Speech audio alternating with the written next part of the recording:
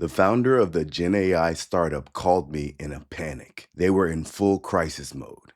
This is not abnormal for my practice because for the last 3 years in particular, I've served as fractional general counsel to several generative AI companies, including multiple that use AI to generate images. But this was different. He was calling because a user on their platform had created explicit, illegal images involving children. Obviously, this was a crisis we needed to deal with right away. First of all, let's state the obvious that this kind of behavior is reprehensible, it's gross, it's immoral. We didn't want to be associated with or even allow that type of conduct to happen on the platform. But beyond the moral threat here, there also was a real legal liability. The Report Act passed in 2024 imposes liability on the publishers of websites that have sexually exploitative content involving children. It not only imposes a duty to report, but it increases the penalties. Penalties can range from as low as $150,000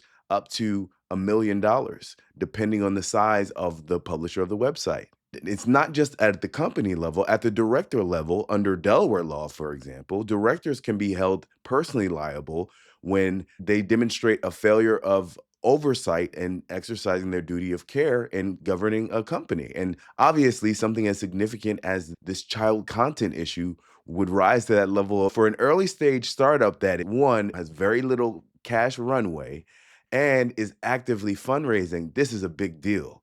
Not just the financial risk, but also the reputational harm. And again, of course, this is behavior that none of us support and that we want to get rid of immediately. What was our response?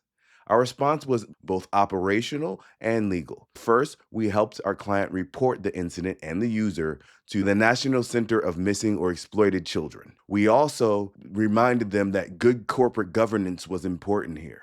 That yes, the directors could be held individually liable, but keeping good corporate records and showing that they deliberated and acted proactively against this threat to the company could help cover them. We also made some technical recommendations. We proposed a new EULA, end user license agreement, for when users went to the mature content sections. And under that EULA, we warn users, hey, when you enter this part of the website, we're monitoring you.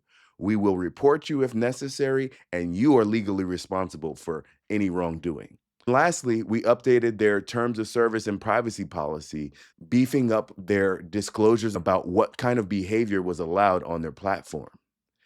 As a final proactive operational step, we discussed ways to fight this tech misconduct with tech. There are technologies out there that can help you detect and manage security on your platform. This is just one example of real life challenges with AI that can arise and that Cadet Legal can help you with. We'd love to talk more. Feel free to shoot us a DM, schedule a consultation with us, or you can catch me speaking at a panel on AI safety February 17th. Link in the bio.